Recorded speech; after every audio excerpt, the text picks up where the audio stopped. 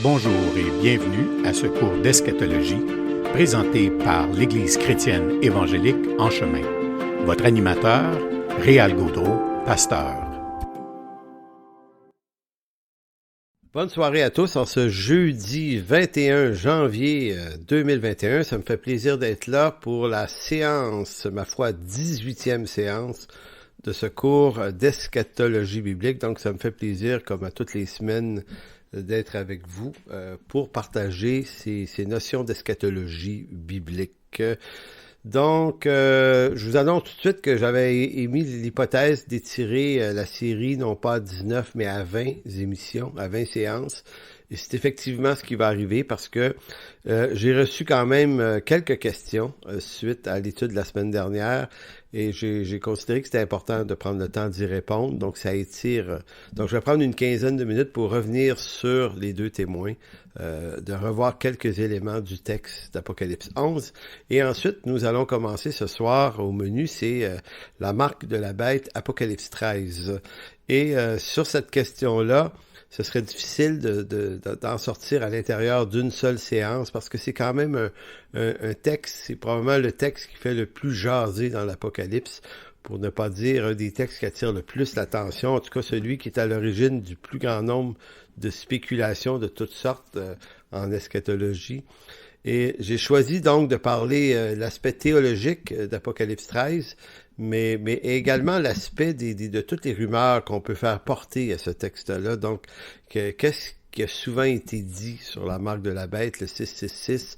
Donc, on va parler de la puce sous-cutanée, on va parler même du vaccin qui est proposé en ce moment pour le traitement de la COVID-19. Donc, mon but ici, c'est d'éclairer un certain nombre de choses. Donc, c'est comme si on allait montrer qu'est-ce qui se dit au sujet de cette marque et quel genre de rapport que certains conspirationnistes chrétiens font rapidement entre la marque de la bête et des événements internationaux comme la COVID-19. On va montrer où est l'erreur de raisonnement dans ça. Et ensuite, on va procéder regardons comment l'Écriture nous permet de bien interpréter le texte de Apocalypse chapitre 13. Donc, c'est le menu pour cette semaine et je vais poursuivre donc la semaine prochaine sur Apocalypse 13. Donc, il y a eu quelques questions. Évidemment, j'ai pris les questions. Il y a plusieurs personnes qui ont posé des questions semblables. Donc, plutôt que de répondre à la pièce, j'ai comme regroupé les questions pour en faire des questions qui finalement répondent à la fois plusieurs personnes, si vous voulez bien. La première question, c'est est-ce que les deux témoins, donc on a vu les deux témoins, vous vous souvenez, pour ceux qui étaient là la semaine passée, là, dans Apocalypse 11, les fameux deux témoins que j'associais à être probablement une figure de Christ et l'Église. Pourquoi? Ben parce que ils sont décrits comme des personnages persécutés, mis à mort et ressuscités. Donc, persécutés, mis à la mort et ressuscité. Et on avait vu que ces trois actions-là font du sens avec le Christ qui est mort et qui est ressuscité et qui a été persécuté par les Juifs. Mais c'est aussi vrai de son Église également.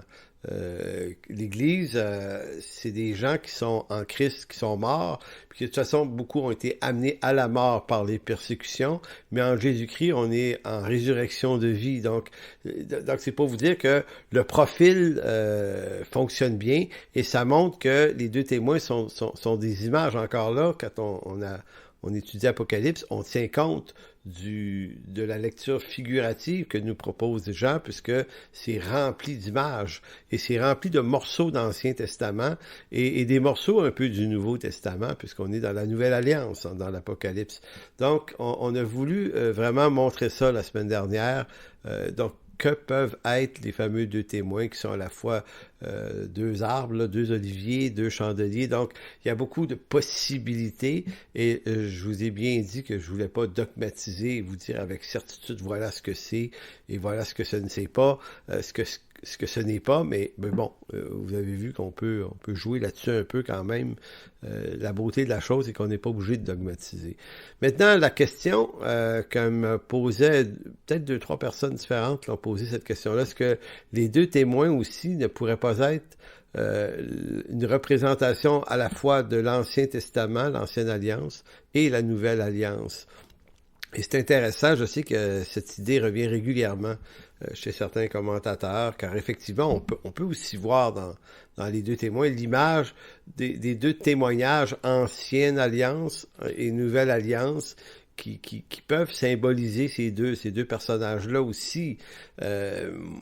Oui, puis on avait vu aussi pourquoi deux, pourquoi toujours deux, au moins, pourquoi minimum deux, parce que ça prenait toujours deux personnes lorsqu'il est question de témoignage, donc on ne peut pas se sortir, il en faut deux. Donc ça pourrait être effectivement ça. Moi, je suis plus ou moins certain, plus ou moins convaincu, bien que j'exclus pas cette idée, c'est à cause de la persécution, la mort et la résurrection. C'est quelque chose qui est très rattaché à la Nouvelle Alliance, c'est-à-dire c'est arrivé à Christ, ça arrive à des croyants, donc ça personnifie beaucoup plus le christianisme dans la Nouvelle Alliance que l'Ancienne Alliance ressemble un petit peu moins à cette idée-là, cette image-là, mais bon, on peut pas l'exclure non plus. Bon, ça c'était la première question. La deuxième, qui demande un peu plus de temps, est à peu près comme suite. Là, j'ai pris des morceaux de questions de plusieurs personnes, j'ai condensé ça, puis ça donne à peu près ceci comme question. Je ne comprends pas pourquoi les deux témoins puissent représenter à la fois Jésus et l'Église. Pourquoi? Parce qu'au verset 7 du chapitre 11, il est question de la bête qui monte de l'abîme, qui leur fera la guerre, les vaincra et les tuera. Hein? Vous voyez, c'est la question que la question se pose. Donc, comment comprendre que Jésus pourrait être encore tué? Et pourquoi Jésus aurait-il dit en Matthieu 16, 18 que le séjour des morts ne prévaudront point contre elle, c'est-à-dire l'Église? Donc, comment comprendre que l'Église puisse être tuée? Pour répondre à cette question-là, c'est que c'est comme si les gens qui ont vu ça de même ont peut-être que j'ai pas bien expliqué que quand Jean parle dans son livre d'Apocalypse, il parle de façon intemporelle. Donc, il n'est pas en train nécessairement de juste parler de l'avenir, puis il n'est pas juste en train de parler de son temps à lui, il est en train de faire une déclaration qui couvre le temps, tout le temps de cette période de la Nouvelle Alliance qui est l'Église, durant laquelle il y aura des persécutions, il y aura des mises à mort, des tortures, mais tous ceux qui sont de toute façon torturés ou meurent pour leur foi sont des ressuscités en Christ. Donc c'est probablement ça l'essentiel de l'image. En fait, il faut comprendre que Jean n'écrit pas comme s'il parlait d'événements futurs, mais comme s'il parlait d'événements qui sont hors d'un temps précis. Il y a quelque chose d'intemporel dans le livre d'Apocalypse, c'est-à-dire quelque chose qui n'appartient pas nécessairement à un moment précis de l'histoire, mais qui est continuellement vrai, même s'il fait référence à des événements qui sont arrivés de façon temporelle. La mort et la résurrection de Christ, c'est arrivé à un moment très précis, mais c'est comme si Jean la réutilisait de façon intemporelle pour décrire les cycles, les fresques de persécution, mort, résurrection, glorification qui se retrouvent, on l'a vu, à 4-5 reprises dans le livre de l'Apocalypse. Donc, c'est pas chronologique et temporel, c'est par fresque et c'est intemporel, c'est toujours un peu vrai. Puis c'est toujours un peu vrai à différents endroits dans le monde. L'Église n'est pas persécutée toujours au même endroit, ça change. Donc, au chapitre 7 d'Apocalypse, lorsqu'il décrit les saints qui ont blanchi leur robe dans le sang de l'agneau, il parle de quelque chose qui était déjà réalisé en son temps. Quand Jean écrit ça, l'apôtre Paul, Pierre et plein d'autres sont morts pour leur foi. Donc, même si on dit que les portes de l'enfer ne prévaudront point contre l'Église, ça dit pas ça que l'Église ne sera pas persécutée et que certains élus de l'Église ne seront pas mis à mort. C'est-à-dire que ce que Christ fait arriver à l'Église, son épouse, ça n'arrêtera pas. Et même si on nous tuait, nous les chrétiens, on est des intuables, on est des ressuscités déjà d'avance et de toute façon, on va ressusciter en nouveauté de vie lorsque Christ va paraître, notre vie va paraître avec lui. Donc, on est en quelque sorte des gens qui peuvent être persécutés, mais ça n'enlève rien à la puissance de Dieu qui protège son Église contre le malin, en quelque sorte. Donc, c'est pour ça que quand Jean décrit les saints qui ont blanchi leur robe dans le sang de l'agneau, il parle de quelque chose qui était déjà arrivé à son époque, de quelque chose qui se produisait à son époque et de phénomène qui va continuer d'arriver à travers les âges jusqu'au retour du Seigneur. Il y aura toujours persécution contre l'Église. Voilà en quelque sorte l'idée. En ce qui concerne la bête qui monte et qui tue les témoins, il faut se souvenir que cette bête fait référence au texte de Daniel. Et ça, c'est une précision que j'ai pas fait beaucoup la semaine dernière et je vois que c'est revenu dans les questions. Il faut se souvenir que quand il parle de la bête, certains voient juste une bête future, un antéchrist, mais pas l'apôtre, mais le prophète Daniel, c'est de lui qu'émane cette idée de la bête. Maintenant, quand il parle de la bête, lui, il fait référence au 4e empire, c'est-à-dire le monde, l'empire romain. Il faut vraiment toujours avoir de côté le livre de Daniel qui vient éclairer les déclarations de Jean, et non pas l'inverse. C'est Daniel qui donne si on veut, les prémices des premières déclarations sur la bête. Et lui, c'est le 4e empire, c'est Rome. Ça peut pas être d'autre chose de la bête, là.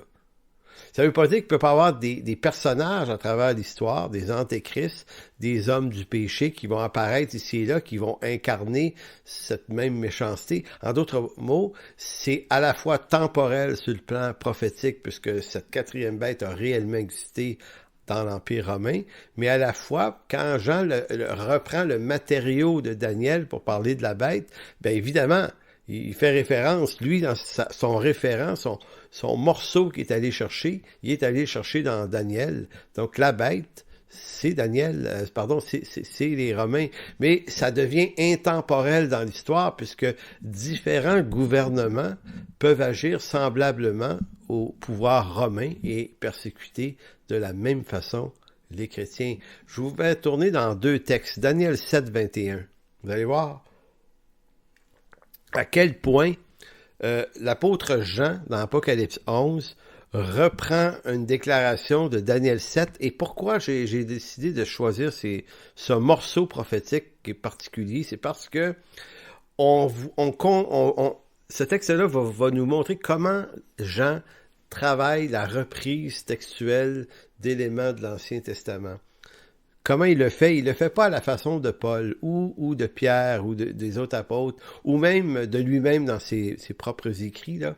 C'est-à-dire que les autres vont aller chercher une citation complète de l'Ancien Testament. On voit ça dans le livre des Actes au moment de la Pentecôte, quand Pierre fait un discours, là. Il rapporte une prophétie de Joël, par exemple. Donc, il la rapporte à peu près textuellement comme elle est dans l'Ancien Testament, et ainsi de suite. Donc, il y a beaucoup de textes comme ça. Le livre aux Hébreux, la lettre aux Hébreux est pleine de citations textuellement assez juste de l'Ancien Testament, et les apôtres le font, Paul le fait. Mais Jean, lui, il va pas vraiment chercher des versets complets, il va chercher, je le dis depuis le début, il va chercher des morceaux.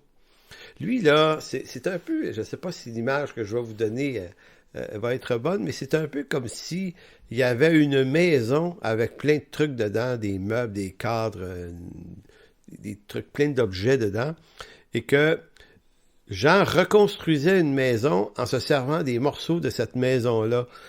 Mais il la refait pas pareil. Elle ressemblera pas exactement à l'autre maison.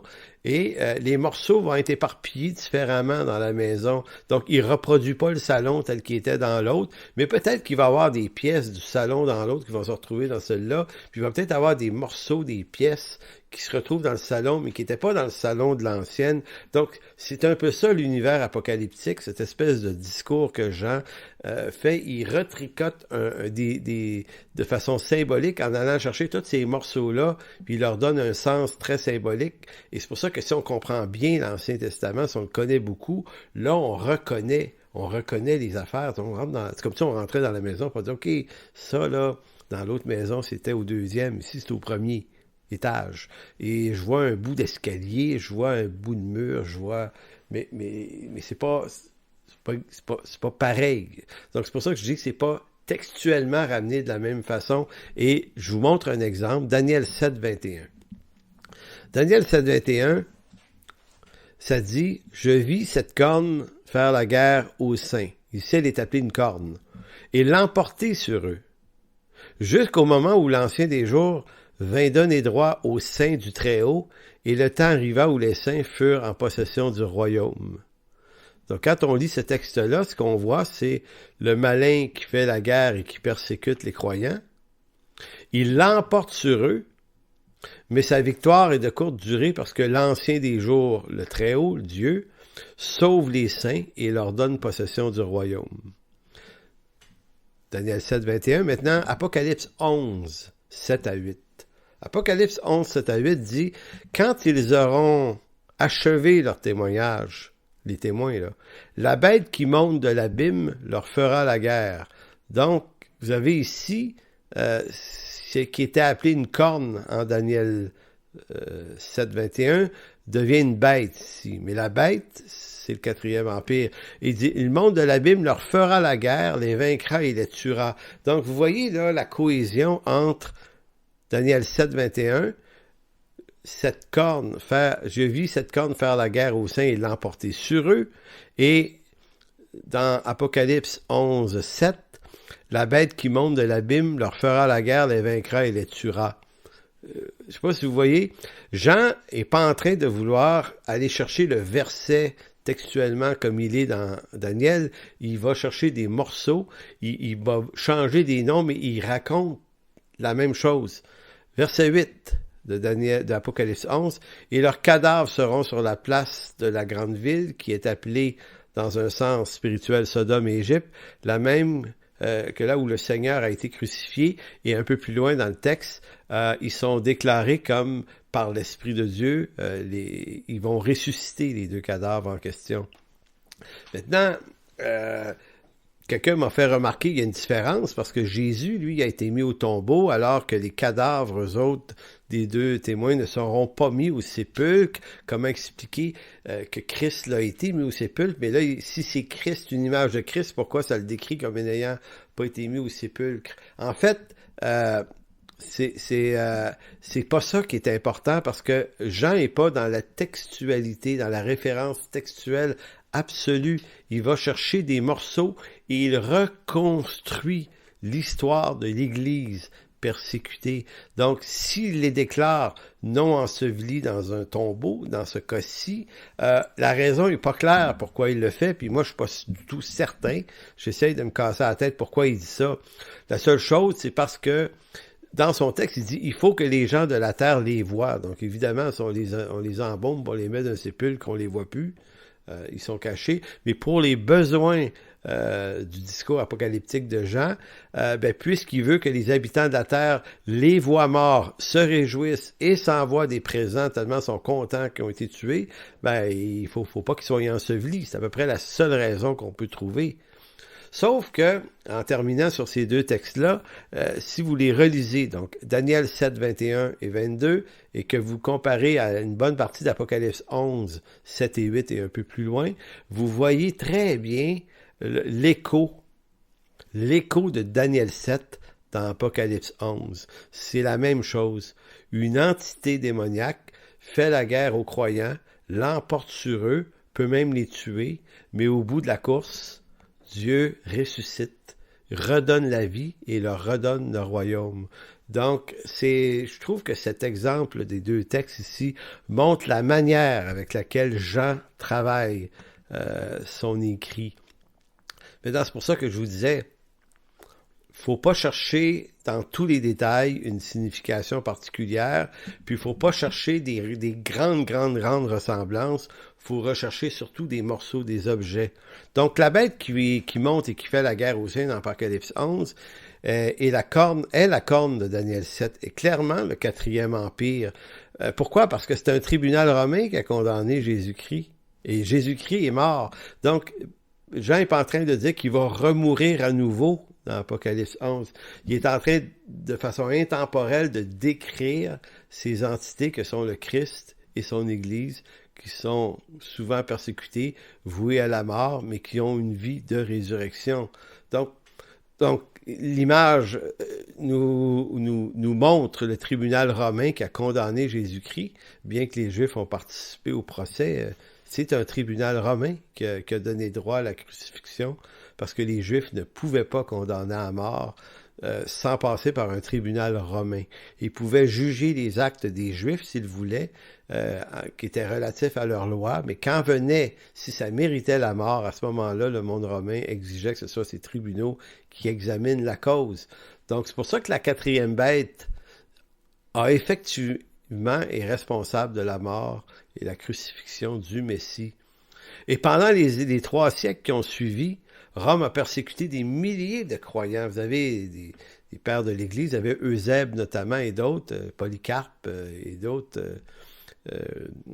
grands personnages des premiers siècles qui en ont quand même parlé des persécutions romaines. Donc Rome a mis à mort des milliers. C'est très difficile historiquement de savoir exactement le nombre. C'est certainement pas des centaines de milliers. Certains parlent de quelque part entre 4 000 à 10, 12, 15 000. Certains peuvent aller jusqu'à 30, 40, 50 000 chrétiens. Mais c'est quand même beaucoup de monde massacré là, pour le nom du Christ, persécuté par cette quatrième bête qui était les Romains. Donc lorsque Jean parle ou lorsque Jean écrit Apocalypse 11, c'est pour ça que je dis qu'il n'est pas futuriste dans son approche, mais il est intemporel dans sa description des choses, puisqu'il redit la même histoire à travers des fresques différentes. Mais cette bête, image des pouvoirs politiques à travers l'histoire de l'Église, sera éliminée par le Christ à son retour. Donc, je terminerai sur cette question-là de la façon suivante. L'Empire romain est tombé en 410 après Jésus-Christ par Alaric, ce prince du nord de l'Europe qui a attaqué Rome en pleine nuit, parce que le fleuve, le Pô, avait gelé cette nuit-là, il a pu traverser avec ses armées, incendier Rome en 410. Du côté de Rome, oui, puis l'autre branche de l'Empire romain qui était à Constantinople, de l'autre côté en Turquie, est tombée 1000 ans plus tard. Et ces pouvoirs-là ont été des pouvoirs persécutants. Maintenant, c'est pas parce que l'Empire romain est mort que des gouvernements similaires peuvent pas agir de la même façon et persécuter les chrétiens depuis ce temps-là, et ça arrive encore aujourd'hui. Donc, c'était le coin répondre à certaines interrogations quant au cours de la semaine dernière. Venons-en maintenant à Apocalypse chapitre 13, marque de la bête. Et là, cette semaine, je vais en parler en corrélation avec la pandémie actuelle, parce que c'est de cette façon que c'est utilisé. Donc, en gros, le scénario qui est décrit par certains chrétiens, et j'appelle ça, c'est la branche conspirationniste du monde chrétien. Ça ne signifie pas que tous les chrétiens sont des conspirationnistes, je précise.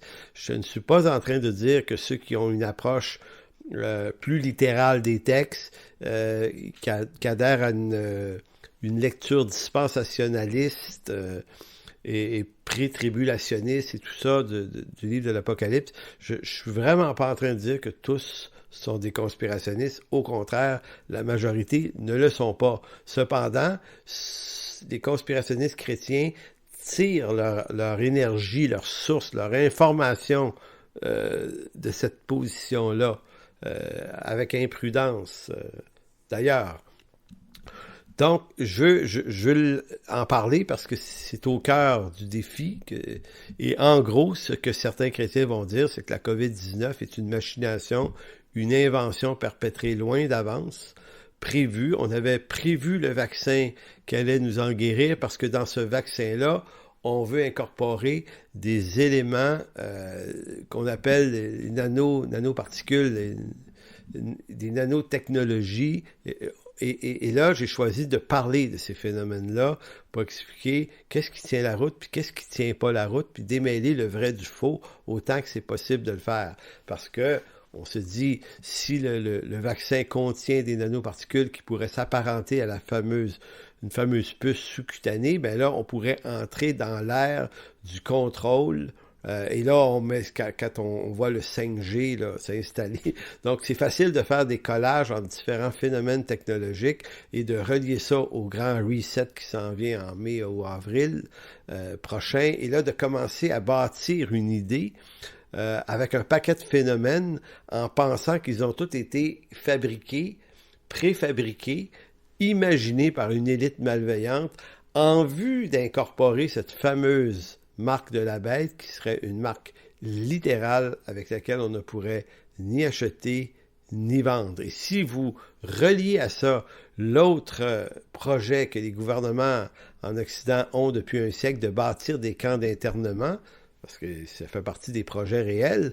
Certains ont vu des camps de concentration pour enfermer les chrétiens récalcitrants qui ne veulent pas recevoir la marque de la bête, qui seraient les vrais chrétiens courageux, n'ont tout simplement pas bien compris l'information des camps d'internement qui, ma foi, existent depuis un siècle.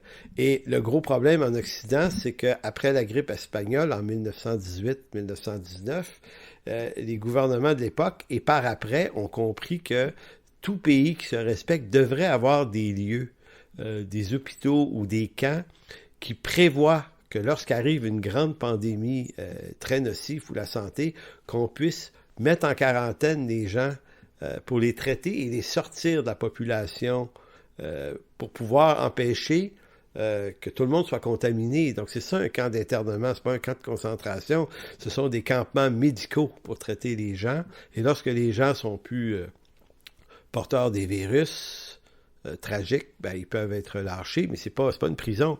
Maintenant, ce projet-là aurait dû se faire au cours du 20e siècle. Il aurait dû avoir plusieurs campements comme ça, mais le but est médical. Là. C'est pas un but strictement politique. C'est pas un but ici pour enfermer des gens de façon méchante. Mais maintenant, si vous voulez y voir un projet malveillant, ben ça vous regarde. Mais prenez comme il faut votre information, puis prenez-la pas des sources conspirationnistes. Ils vont vous faire tourner toujours dans les mêmes idées. Il faut aller à la source. Et là, il faut arrêter de dire que tout le monde nous ment. Oui, il y a des gens qui nous mentent. Oui, il y a des gens qui sont corrompus. Mais c'est pas juste de ça dont il s'agit. Et c'est là que ça devient malhabile, je pense, de faire des collages et des montages entre des phénomènes politiques, sociologiques actuels et de vouloir faire fitter ça avec Apocalypse 13. Et je lis les versets 15 à 19 d'Apocalypse 13 qui disent à peu près ceci. « Il lui fut donné, verset 15, d'animer l'image de la bête, afin que l'image de la bête parlât et qu'elle fit que tous ceux qui n'adoraient pas l'image de la bête fussent tués. » Si vous connaissez bien votre Ancien Testament, vous savez exactement à quoi Jean réfère. C'est la statue de Nabuchodonosor qui avait été construite et que ceux qui ne voulaient pas l'adorer ont été tués. Les 3 amis de Daniel ont failli être tués à cause de ça. Donc c'est un matériau d'Ancien Testament ici. Et elle fit que tous, petits et grands, riches, pauvres, libres et esclaves, reçussent une marque sur leur main droite ou sur leur front et que personne ne put ni acheter ni vendre sans avoir la marque, le nom de la bête et le nombre de son nom. C'est ici la sagesse que celui qui a de l'intelligence calcule le nombre de la bête, car c'est un chiffre ou un nombre d'hommes et son nombre est 666 ou le 666. Donc, je le disais plus tôt, il n'y a aucun autre texte biblique dans l'Écriture qui est sujet à autant de spéculations eschatologiques que ce fameux texte d'Apocalypse 13. Comme toutes les fois où une crise d'ampleur mondiale vient nous secouer, il va toujours se trouver des croyants, des chrétiens qui vont ressortir le fameux scénario démoniaque de l'émergence d'un nouvel ordre mondial avec un antéchrist à sa tête et la marque de la bête, le 666. C'est répétitif, là.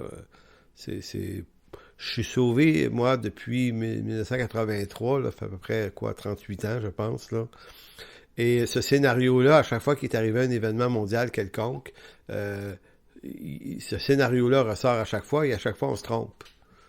Il faut juste le savoir là, que c'est délicat d'interpréter de façon littérale ces textes-là et en plus de littéralement les appliquer à des phénomènes politiques. C'est déjà un petit peu... en fait, c'est de ne pas respecter l'allure du texte de Jean, c'est-à-dire son approche à lui, apocalyptique, qui est une façon d'écrire par des figures. Donc déjà, il y a une erreur ici. Donc selon plusieurs, puisqu'on peut lire que dans ce texte, sans cette marque de la bête sur la main droite ou sur le front, nul ne peut ni acheter ni vendre, ben on fait un lien direct entre cette marque de la bête et le développement de ce qu'on appelle en ce moment les nanotechnologies, les nanotechnologies associées au développement du transhumanisme. On va parler de nanotechnologie et je vais vous parler également de transhumanisme aussi dans cette séance. Maintenant, on fait le lien entre Marc de la Bête et les nouvelles technologies. D'où l'idée qu'une puce sous-cutanée nommée, selon l'acronyme pour certains, c'est la NFC ou la RFID, serait injectée dans nos membres par le biais d'un vaccin contre la COVID-19. Ça, c'est la thèse entretenue. Maintenant, on va parler de ce que sont ces puces. C'est pour ça que je vous disais, aujourd'hui, on va parler du phénomène hautement spéculatif entourant ce type d'informations-là. Et plus loin, aujourd'hui, mais sinon la semaine prochaine, on va regarder l'élément théologique d'Apocalypse 13. Donc, les deux fameuses puces assez connues, RFID et NFC. Donc, je dis tout de suite, il ne faut pas confondre le projet des technologies transhumanistes ou tout ce qui est du domaine de l'intelligence artificielle qui est en très fort développement en ce moment, notamment à Montréal, dans les universités. On est un lieu très fort pour l'intelligence artificielle. Donc, il ne faut pas mélanger texte biblique et le transhumanisme et les nouvelles technologies. Et mélanger ça avec la marque de la bête. Cette puce, ou ces deux puces, NFC et RFID, fait effectivement partie des initiatives techniques déjà présentes au milieu de nous. Depuis combien d'années pensez-vous que ces technologies-là existent? Eh bien, elles remontent à 80 années en arrière. Donc, toujours l'impression que c'est quelque chose de nouveau. En fait, ça commence à être une vieille idée, mais qui fait du chemin puis qui évolue. Donc, c'est l'idée d'incorporer au corps humain des puces de ce genre-là. Soit dit en passant, c'est actuellement très controversé et c'est refusé par la plupart des États. Là, j'entends quelqu'un qui va dire « Ouais, mais il se prépare un jour. » C'est pas demain la veille que ce genre de technologie-là soit adapté au corps de tous les humains. Maintenant, il y a des circonstances où des pratiques semblables existent déjà. On va en expliquer quelques-unes. Mais la question, sommes-nous arrivés au moment de l'histoire où ce genre de projet, ce genre d'objet, de puce, viendrait à faire partie de nos propres corps humains, serait intégré dans notre corps et pourrait faire un certain nombre de tâches que nos téléphones intelligents font déjà. Parce que j'entendais des gens argumenter dernièrement que le gouvernement veut avoir une traçabilité de tous les humains à travers des nanotechnologies, un vaccin avec des objets dedans, pourrait nous tracer à l'endroit, pourrait savoir tout ce qu'on fait, tout ce qu'on est, où on va, tout ce qui nous concerne, tout ce qu'on consomme.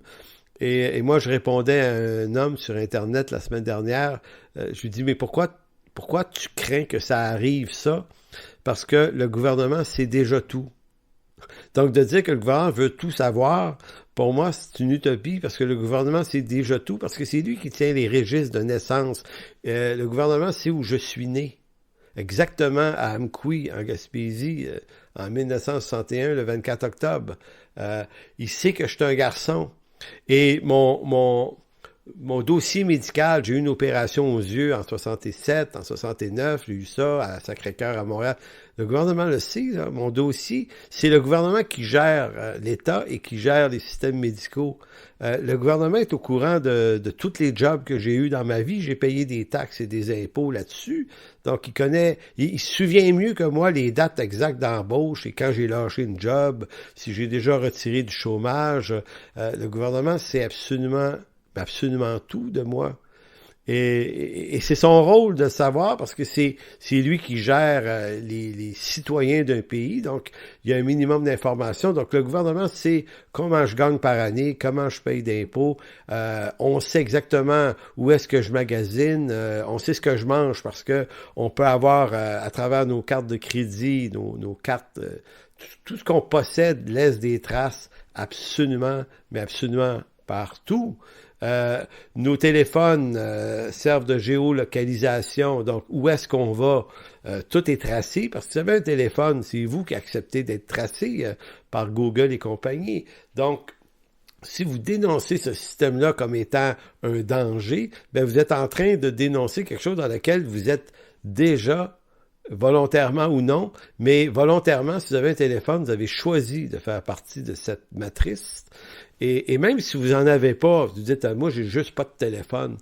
Écoutez, le gouvernement sait ce que vous faites, il sait ce que vous êtes, il sait absolument, absolument, absolument tout.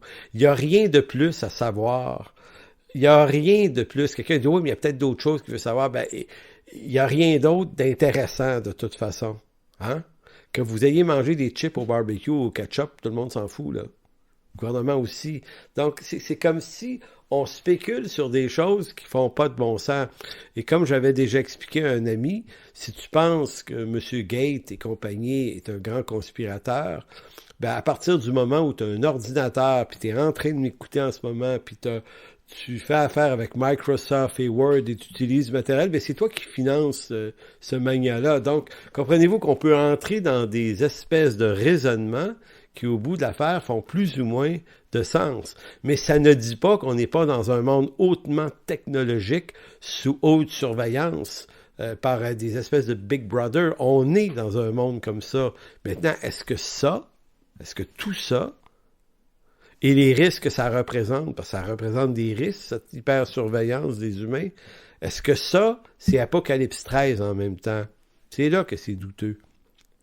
Donc, la puce RFID, l'acronyme veut dire Radio Frequency Identification, c'est des brevets qui ont été déposés dans les années 40 et 50. Et comme je vous dis, ben, à partir du moment où on sait que ça existe, ben, c'est un peu comme une recette qu'on fait, que font les conspirationnistes chrétiens.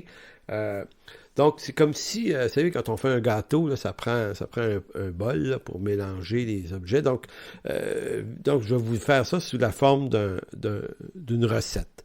Donc, je vous dirais, versez dans un bol une crise mondiale, quelle qu'elle soit, une pandémie, crash économique, un cataclysme, un événement quelconque, et à laquelle vous ajoutez un soupçon de malveillance que vous voyez chez les élites politique et mondialiste, parce qu'il y en a de la malveillance chez beaucoup d'entre eux.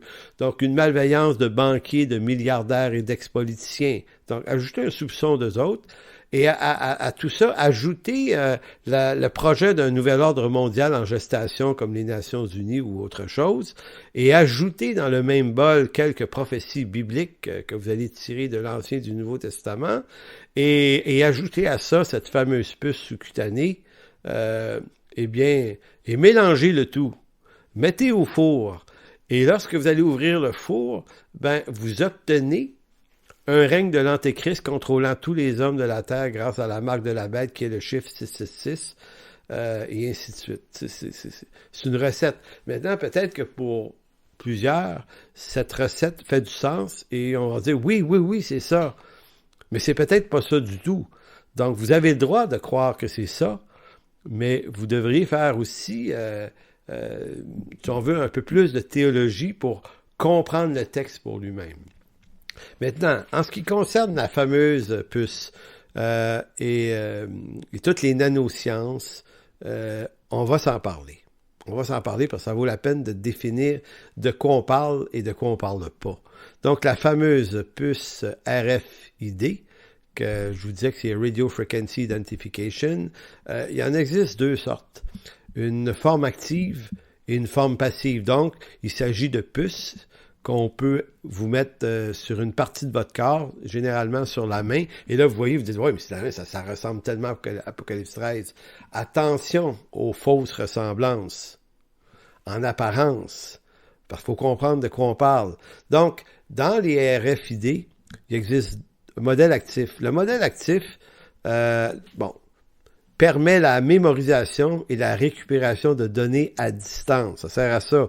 Utilisé dans les secteurs industriels surtout, dans le monde agroalimentaire, dans l'aéronautique toujours, et aussi dans le monde de la santé et du transport. Donc, des puces, elles ne sont pas actuellement généralement injectées dans des corps humains. Ça peut arriver que des expériences sont faites dans certaines entreprises, mais elles sont surtout maintenant dans des objets pour une forme de radiodétection. Ça peut servir à des entreprises lorsque vient le temps de voir leur inventaire, combien d'objets de telle sorte il nous reste dans le backstore. Ben, avec ces procédés-là, on pèse sur un piton sur l'ordi, on sait exactement quand il y en a... il en reste 8 de ces objets-là parce que la radiodétection par des puces comme ça, c'est à ça que ça sert en ce moment, en gros. Les plus actives, là, les plus fortes, ont un rayon d'action de pas plus de 100 mètres autour. C'est quand même beaucoup. 300 pieds. Donc, pour une entreprise, les plus fortes, c'est les actives. C'est ça qui leur permet. Mais dépasser 100 mètres, ça fonctionne, ça perd de l'activité beaucoup, parce que c'est tellement petit que l'émission d'onde que ça peut prendre est faible. Donc, c'est pas du gros radar, c'est de la microtechnologie. Donc, c'est pas très puissant. Ça, c'est les actives, mais il existe la version passive qui, elle, demande aucune source d'énergie. Elle, passive, a un rayon d'action de 25 mètres, pas plus. Donc, c'est ça actuellement, au meilleur, ce que peuvent donner des puces semblables. La NFC, elle, c'est Near Field Communication, beaucoup plus récent. On croit que ça a commencé à être utilisé aux alentours des années 2010 à peu près. Et on dit que c'est une technologie fonctionnant par le biais d'une puce qui permet d'échanger des données entre un lecteur et n'importe quel terminal par le biais d'un simple rapprochement ou contact entre les deux objets. Rapprochement ou contact entre deux objets. La communication sans fil ne fonctionne ici qu'à une très courte portée, à haute fréquence pour une distance d'environ pas plus de 10 cm. Donc ça, c'est l'autre puce. Elle est beaucoup plus faible que la première. Elle est utilisée, paraît-il, dans certaines entreprises où les gens travaillent, des entreprises qui nécessitent une sécurité maximale. C'est-à-dire que comme employé, vous ne pouvez pas aller n'importe où, dans n'importe quel secteur du building de l'entreprise. Donc, on peut vous placer une puce dans une main et plutôt que vous donner un trousseau de clés ou des cartes pour ouvrir des portes et des secteurs, bien, votre puce est programmée et vous permet d'entrer dans certains secteurs de l'entreprise, mais pas dans d'autres. Et ça, c'est votre patron qui programme où vous pouvez aller. Et ça évite que vous ayez à débarrer des portes. Donc, à 10 cm, quand vous approchez votre main d'une poignée de porte, la porte se débarre automatiquement. Et ça peut être utile à d'autres usages à peu près semblables, mais la portée est de 10. La portée d'onde de 10 cm, c'est ça, pas plus. Donc, c'est pour ça que il y a des spécialistes qui s'intéressent à la question, des chercheurs dans le domaine, qui, quand ils entendent des chrétiens ou des gens parler d'une puce qui nous contrôlerait sur le plan économique et qui est radio-satellitaire, il y en a qui se grattent la tête en disant « Excusez, mais c'est parce qu'on n'est vraiment pas rendu là. » Donc, c'est pas pour maintenant. Et il y a aussi l'idée que si on devait nous implanter ce genre de puce, vous pouvez imaginer les protestations publiques pour les gens qui militent en faveur de la liberté et des droits individuels, diraient non, c'est pas certain qu'on va aller là. Ça veut pas dire qu'on ira pas là. Ça veut juste dire que ça reste un large débat. Et d'où certains ont pensé, mais peut-être que la pandémie est le moyen secret caché pour nous importer ce genre de puce à notre insu. Oui, mais sauf que si on vous importait les puces qui existent actuellement, elles seraient moins efficaces que votre téléphone. Votre téléphone, là, pour vous radiodétecter, est immensément plus puissant, beaucoup plus gros. Lui, il peut se capter sur des tours très très loin de chez vous, puis sur des satellites, puis toutes sortes d'objets. Donc, pourquoi on vous mettrait dans la peau un objet qui est beaucoup moins efficace que ce que vous avez déjà dans votre poche et que vous avez payé, soit dit en passant.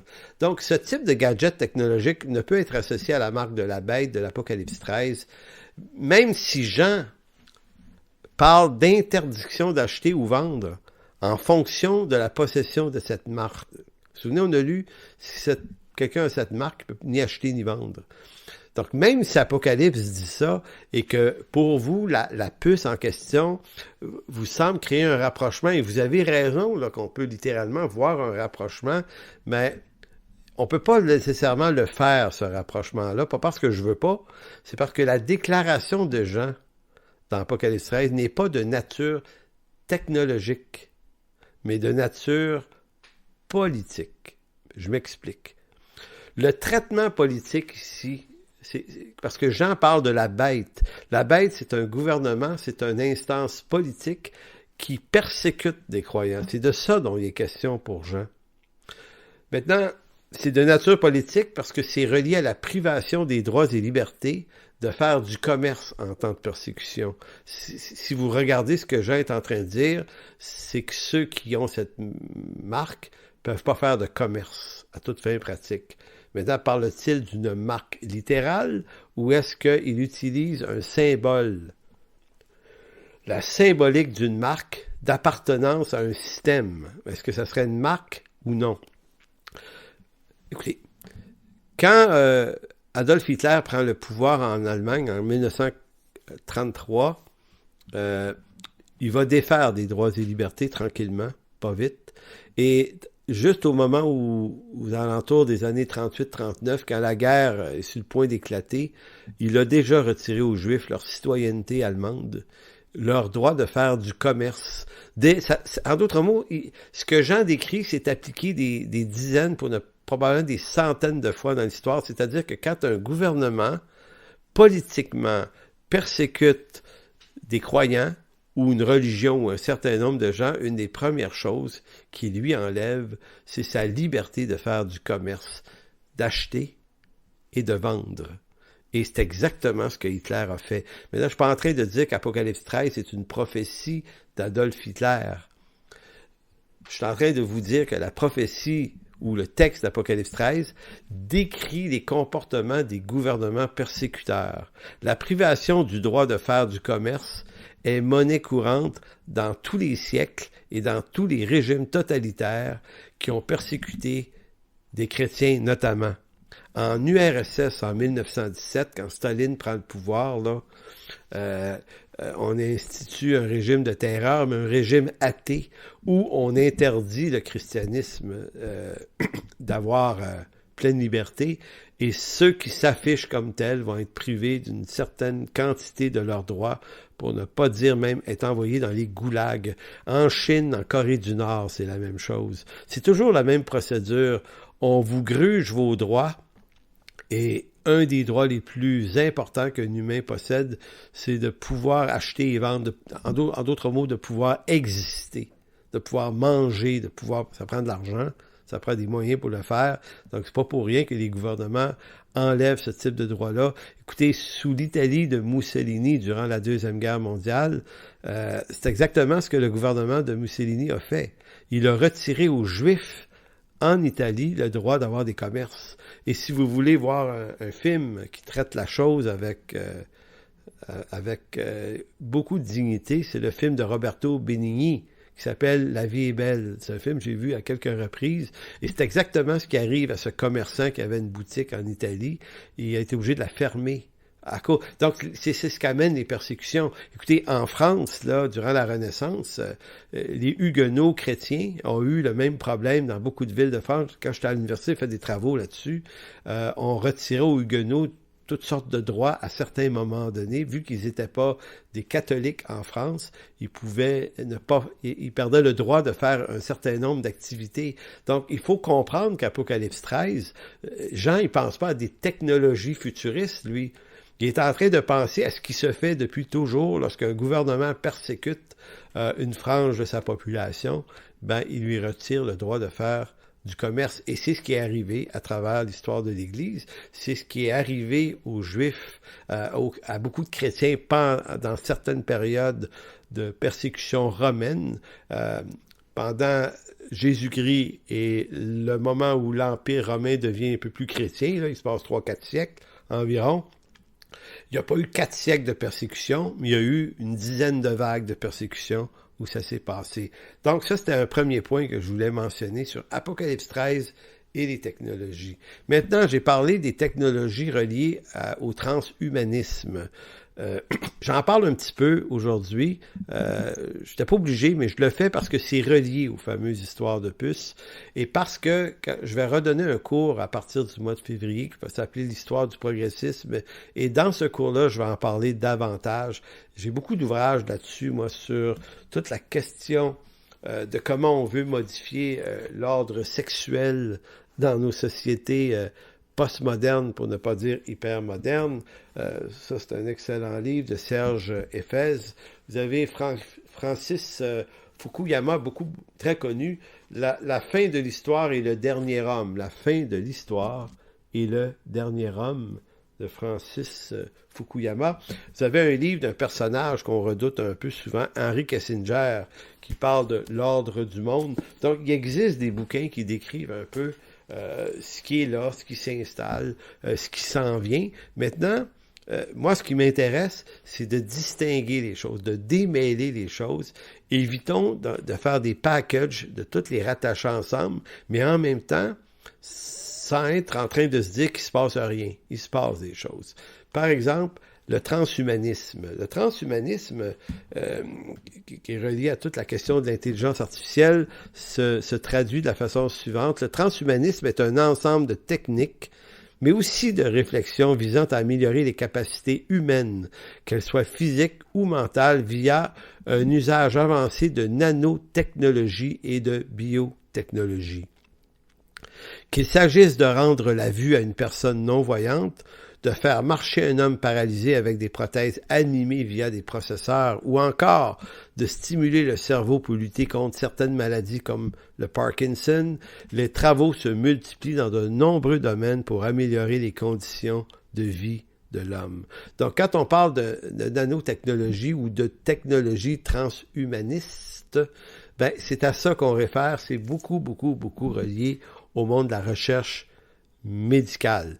Évidemment, il y a quelque chose d'assez redoutable là-dedans, parce que c'est comme le dépassement de l'homme. L'homme biologique est dépassé par l'homme reconstruit, à la fois par une nouvelle sorte de biologie, mais retapée avec des technologies qui ne sont plus du domaine de la biologie, mais du domaine de gadgets électroniques et d'intelligence artificielle. C'est comme si on était, des fois, pour certains, en train de quitter l'humanité telle qu'on la connaît depuis des millénaires pour plonger dans quelque chose qui est l'homme robotisé en partie. Il y a quelque chose, pour moi, d'assez redoutable là-dedans, mais est-ce qu'Apocalypse 13 nous parle de ça? Non, c'est pas la même chose. Mais parlons quand même de ce que c'est ça. J'ai un autre livre que je peux vous recommander pour ceux qui s'intéressent. C'est un livre, je l'ai pas en main ici, là, parce qu'il est dans mes boîtes, mais c'est un livre écrit par le chercheur français bien connu, Jacques Testard. Si je me souviens bien, là, Jacques Testard, c'est c'est un savant de haut niveau qui, lui, est aux premières loges de la recherche sur le in vitro. Les bébés in vitro, il y a quand même au-dessus d'une trentaine d'années là, que ça existe. Et Testard est un grand chercheur dans le domaine qui lui-même aujourd'hui redoute ce que toutes ces technologies nouvelles ont amené de nouveau. Et son livre s'appelle « Au péril de l'humain ». Au péril de l'humain. J'ai lu ça il y a 2 ans, puis ça m'a dressé les cheveux sur la tête, et quoi que j'en ai pas beaucoup, mais ils ont redressé pareil, parce que lui, il nous parle de comment on peut modifier le corps humain grâce à toutes sortes de phénomènes à la fois médicaux et technologiques, et faire en sorte qu'on peut, dans l'avenir, pas très loin, refabriquer des humains ou des bouts d'humanité ou des bouts de membres qui nous manquent. Et c'est assez intéressant. Donc lui, dans l'entête de son livre, va dire « Fabriquer un être humain supérieur, artificiel, peut-être même immortels, dont les imperfections seraient réparées et les capacités améliorées. Telle est l'ambition du mouvement transhumaniste qui voit le dépassement de l'humanité grâce à la technologie et l'avènement prochain d'un homme augmenté, façonné par des biotechnologies, des nanosciences et de la génétique. Avec le risque de voir se développer une sous-humanité de plus en plus dépendante de technologies qui modèleront son corps et son cerveau, ses perceptions et ses relations aux autres. Non plus un homme simplement nouveau, celui dont rêvaient les révolutionnaires, mais plutôt un homme-machine au service du capitalisme. Donc, M. Testard, qui était un chercheur de haut niveau, qui était très engagé dans tout ça, a un peu fait volte-face. Et c'est ce qu'il explique dans son livre « Au péril de l'humain ». En d'autres mots, on a l'impression, en lisant son livre, que lui a l'impression d'avoir participé à la mise en place d'un phénomène qu'il redoute au plus haut point. Donc, est-ce que ça a un lien avec Apocalypse 13? Pas vraiment. Pas dans le discours de Jean. Que penser des nanoparticules dans le vaccin contre la COVID-19? Donc, je vais m'avancer un petit peu là-dessus et on va s'interrompre ce soir pour cette 18e séance et ça permettra la semaine prochaine d'entrer maintenant dans le discours théologique de l'Écriture au sujet d'Apocalypse 13. Donc, que penser du vaccin ou des nanoparticules que certains dénoncent comme étant dans les vaccins de la COVID-19? Donc, les théories selon lesquelles les nanoparticules des futurs vaccins constitueraient une technologie dangereuse et un instrument de contrôle permettant de localiser grâce à la 5G circulent régulièrement actuellement sur nos réseaux sociaux. Sur les risques associés aux nanoparticules dans les vaccins et l'ARN qui en serait le messager, Camille Lott assure que ce n'est absolument pas le cas. Il n'y a rien de dangereux ici. Il n'y a aucun souci à se faire, précise ce chercheur. Donc, vous direz, oui, mais lui, il fait partie de la machine, il va mentir. Attention, c'est parce qu'il n'est pas le seul. S'il y a beaucoup de gens qui ont dénoncé puis qui ont fait porter à ce vaccin une quantité d'objets de nanoparticules super dangereuses, il y a aussi une grande quantité de médecins qui ont repris et qui ont réexpliqué ce qu'il y avait réellement dans ces vaccins et ce qu'il y avait réellement par rapport avec la réalité. Donc, disent-ils, les nanoparticules dans les vaccins contre la COVID-19 injectés en quantité sont relativement faibles, sont composés de lipides et conçus pour se dégrader progressivement. Ce sont des molécules qui sont tout à fait naturelles car nos cellules sont déjà toutes entourées de lipides. C'est quelque chose de biologiquement tout à fait normal. Donc, c'est pas des nanoparticules électroniques. Pourquoi des lipides? Parce que les lipides permettent de conserver l'objet qu'on vous injecte plus longtemps pour que votre protection contre une maladie dure plus longtemps. Le vaccin a en lui des lipides qui permettent à l'élément qui combat le virus de rester beaucoup plus longtemps présent pour une meilleure protection. C'est un peu ça la raison. On ajoute la société de biotechnologie allemande BioNTech, qui est associé à Pfizer, a développé depuis plus d'une dizaine d'années son savoir-faire en nanotechnologie au travers les traitements prometteurs, notamment contre le cancer. Donc, c'est tout le monde de l'oncologie dans les prochaines années qui va être amélioré grâce à la médecine qui utilise des biotechnologies et des nanotechnologies. Donc, pour des chercheurs, ils vont dire, on n'est pas en train de vous pucer, là. C'est pas ça qu'on fait, c'est qu'on est simplement rendu plus loin dans la recherche médicale. Et vous risquez d'en profiter, peut-être si le traitement du cancer dans 15-20 ans pourrait être beaucoup plus efficace que les traitements oncologiques actuels. C'est de ça dont on parle. Mais contrairement à ce qui est avancé, ce projet n'a ni vocation à pucer l'humanité, ni à être utilisé dans le cadre du combat contre la COVID-19. L'un des ingénieurs du MIT, là, c'est la fameuse grosse université des technologies là, aux États-Unis, Kevin McHughes, l'a confirmé auprès de l'agence Reuters en mars dernier. Dit-il, la technologie employée n'a rien à voir avec une puce sous-cutanée électronique et il n'est pas prévu de l'utiliser contre des virus comme le coronavirus, c'est-à-dire des puces sous-cutanées. Mais des nanoparticules formées de lipides, oui. Donc, écoutez, je vais m'interrompre là-dessus cette semaine. Donc, vous voyez qu'on a moins fait regarder l'angle théologique d'Apocalypse 13.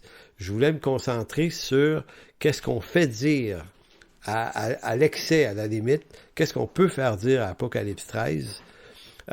Et je vous disais, Apocalypse 13 parle de traitement défavorable aux croyants mis en état de persécution, qu'on prive de leurs biens, de leur pouvoir de faire du commerce, d'acheter, de vendre. Et ça n'est qu'un phénomène politique et historique déjà passé, déjà présent, qui va continuer à exister dans certains pays. Donc, Jean n'est pas en train de parler de contrôle de nos corps, de nos pensées par des nanosciences. Et c'est important de faire cette distinction-là, je pense.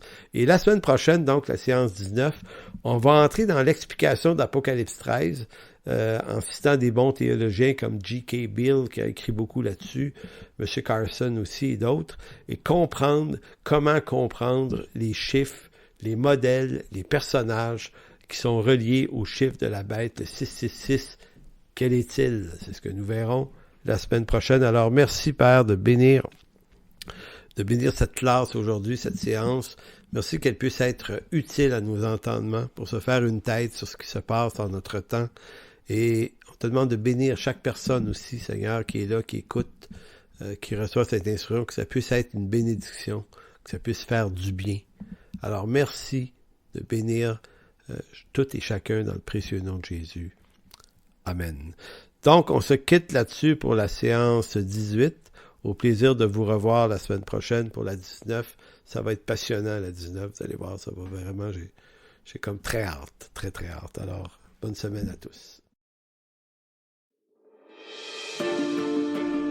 Pour toute information, n'hésitez pas à communiquer avec nous à info@église-en-chemin.com.